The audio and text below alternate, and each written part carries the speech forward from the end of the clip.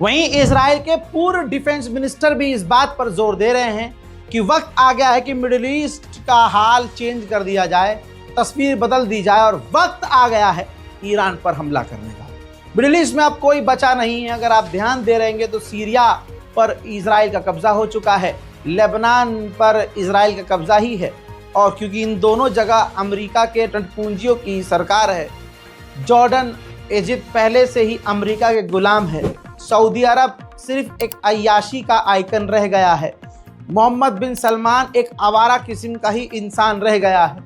ऐसे में middle east में एक ईरान ही बचता है, जिसको दबाने के बाद अमेरिका और इजराइल की दुनिया में सबसे बड़ी जीत होगी।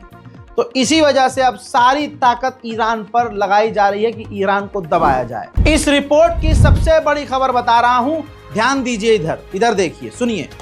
ईरान के विदेश मंत्री ईरान के सुप्रीम लीडर आयतुल्लाह खामनाई का खत लेकर, खुद अपने हाथों से ईरान के सुप्रीम लीडर का खत लेकर अपने हाथों से रशिया जा रहे हैं पुतिन से मिलने।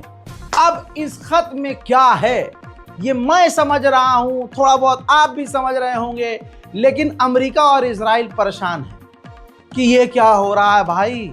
सुप्रीम लीडर ऑफ ईरान, जिनकी बहुत इज्जत करता है व्लादिमीर पुतिन, अगर कुछ मांग की है उस खत में सुप्रीम लीडर ऑफ ईरान ने, तो व्लादिमीर पुतिन वो पूरा जरूर करेंगे। इधर जहां भारत में कल तक अंधभक्त ईरान का विरोध करने का सोचते भी थे, उनके मुंह पर ईरान के सुप्रीम लीडर ने थूक दिया है।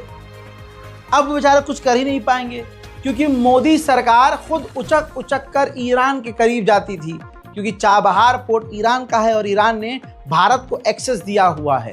लीजिए आपके सामने दैनिक भास्कर की रिपोर्ट। भारत और चीन से व्यापार बढ़ाना चाहता है ईरान। सुप्रीम लीडर खामनाई ने खुद कहा है कि पड़ोसी देशों को पहले प्रायोरिटी देनी है, यानी पहले उन्हें प्रेफरेंस देनी है कि हम इनके साथ काम करें, दूसरों के साथ बात की बात है।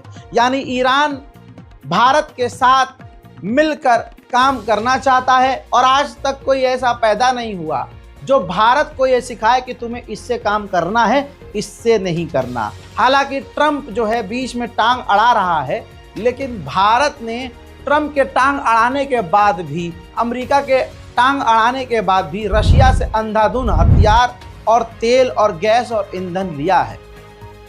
ईरान के साथ भी पहले से डील होती आई है और आगे कहा जा रहा है, भारतीय एक्सपर्ट भी कह रहे हैं कि ईरान के साथ डील आगे की जाएगी।